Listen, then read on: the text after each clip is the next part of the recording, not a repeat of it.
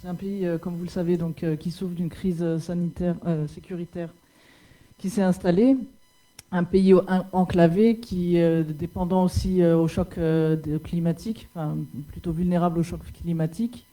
Donc là, les chiffres que je vous ai affichés sur la croissance du PIB, donc c'est les chiffres du FMI, donc, qui prévoit 5,4% en 2021.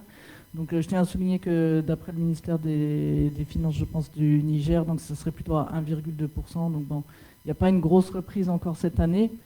Bon, il n'y a pas que, enfin, au niveau des atouts du pays, on peut quand même noter qu'il y a une diversification qui est attendue, hein, avec l'expansion de l'orpaillage, un projet de construction d'un oléoduc vers le Bénin et un projet de corridor qui relierait trois pays, corridor économique entre Lomé, Ouagadougou et Niamey.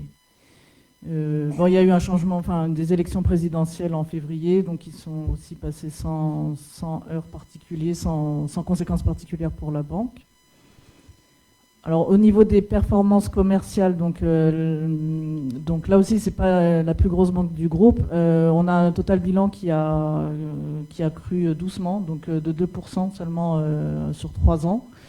On pourra vous donner plus de détails après. Bon, c'est un environnement aussi qui n'est pas très dynamique, hein, comme la Côte d'Ivoire par exemple. Donc un PNB qui croît de 3% par an et un résultat net, donc lui qui croît un peu plus, donc de 5% par an depuis 2019. Et des fonds propres en revanche qui augmentent un peu plus. Donc c'est quand même la première banque du Niger en termes de crédit, bon, et la deuxième banque en termes de dépôt derrière Sony Bank, donc qui est une banque étatique. Avec 16% de part de marché en termes de dépôt. Donc cette année, la banque a quand même enregistré une croissance nettement inférieure à celle du secteur. Donc c'est dû à un effet fin de mois. Donc sur l'année en moyenne, les dépôts ont cru quand même de 14%. Par contre, c'est plutôt aussi une politique voulue. On préfère faire croître moins, mais de meilleure qualité, c'est-à-dire moins cher en termes de dépôt. Et la banque affiche un niveau de dépôt non rémunéré très élevé, avec 65% de dépôts non rémunérés. Et donc c'est une banque qui souffre d'un ratio de transformation assez haut, donc qui n'arrive pas à transformer ses dépôts en crédit, donc qui était à 99% en 2019. Et aujourd'hui, on voit quand même que le ratio de transformation s'améliore, donc à 88% en fin 2021. Donc, en termes de crédit, la politique, c'est la même, hein, comme on vous l'a déjà exposé, c'est une transformation bilancielle. Donc, la croissance, elle est en ligne avec le secteur, hein, autour de 2%. Donc, elle a été tirée par les PME, donc, qui ont cru de 65% cette année, donc c'est assez conséquent, et qui représentent aujourd'hui 12% du portefeuille. Donc, ça a presque doublé, le poids des PME a presque doublé dans le portefeuille en un an. Et donc, le corollaire, c'est que le poids des corporates, donc les corporates sont dilués, donc il y a eu un ralentissement de 6%. Et les titres de placement, donc même niveau à peu près pour toutes les banques, donc c'est aussi une norme à peu près groupe entre 25-30% du poids du total bilan. Donc l'excédent de dépôt est placé en titre de placement. Alors, au niveau des performances financières, donc ça se traduit donc à des encours moyens qui sont en croissance de 3% et une marge d'intérêt qui a cru très fortement donc, par rapport aux encours moyens. Donc ça, c'est bon signe, c'est signe d'amélioration des rendements.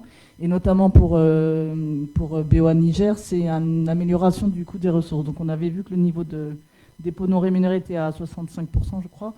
Donc là, le coût de la ressource était amélioré de 50 points de base, ce qui n'est pas rien en un an.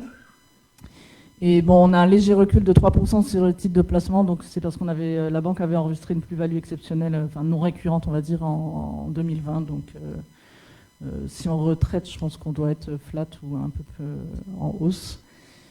Donc les baisses de commissions, donc les commissions sont en léger recul, donc c'est dans le contexte actuel, donc la banque a revu un peu ses critères d'octroi, enfin de certaines opérations, ses critères de sélection de certaines opérations transfrontalières. Mais bon, donc grâce à la marge bancaire et donc le PNB ressort quand même en hausse de 3% cette année. Donc les charges générales d'exploitation, elles sont maîtrisées, donc 1%, avec un coefficient d'exploitation très bas, donc 48%. Ça doit être un des plus bas parmi les banques qu'on présente ce soir. Au niveau du risque, à l'instar des autres banques, donc il y a eu un coût du risque assez élevé par mesure de précaution en 2000, pardon, il y a une erreur, je pense, en 2020, c'est pas en 2019. Et donc en 2021, donc, on a eu une baisse de 45% du coût du risque. Donc c'est à la fois parce qu'il y a eu moins de dotation et parce qu'il y a eu plus de reprises également. Donc grâce à cette belle embellie du coût du risque, le résultat net sort en croissance de 27%.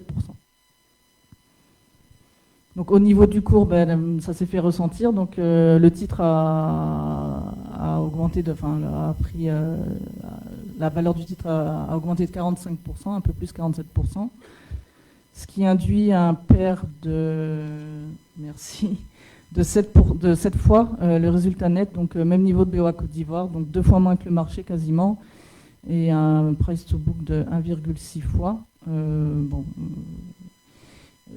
Donc au niveau du dividende, c'est ce que j'allais dire. Donc on a un dividende qui est en forte hausse, donc de 32% cette année, avec un payout ratio de 84%.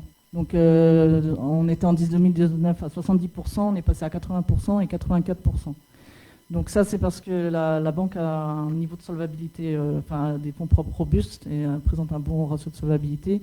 Donc on peut se permettre pour ce genre de banque d'augmenter le niveau de dividende assez fortement parce qu'on est confiant dans l'avenir et on sait qu'on pourra servir au moins à un niveau de dividende au moins égal à ce niveau-là les années futures, sauf événements exceptionnels qu'on ne maîtrise pas. Donc je laisse la parole à M. Tony s'il veut préciser certains points. Merci Laura, bonsoir. Effectivement, malgré le contexte, elle a décrit.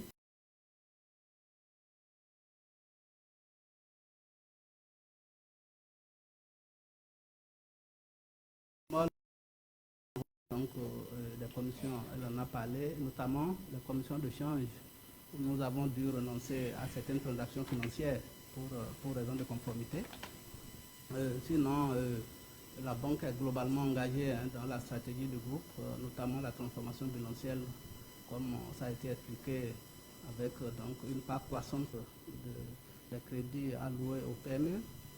Et nous lançons des challenges en ce qui concerne la transformation digitale et le trade pour vraiment améliorer les performances. Sinon, ce qu'il faut signaler en termes de perspective, je crois qu'il y a des projets prometteurs au niveau du Niger, notamment des projets structurants comme la construction de l'oléoduc, on en a parlé, qui relie le Niger au Bénin pour le transport du pétrole. Je crois que grâce à cet investissement structurant, nous comptons sur des écosystèmes qui seront créés, dont nous allons pouvoir profiter pour développer l'activité. Donc globalement, nous sommes sur la bonne tendance. Et puis je pense qu'avec cette perspective favorable, nous n'avons pas de soucis pour poursuivre donc le développement de la banque. Merci. Enfin, la dernière banque, qui est la dernière, mais qui est la championne 2021,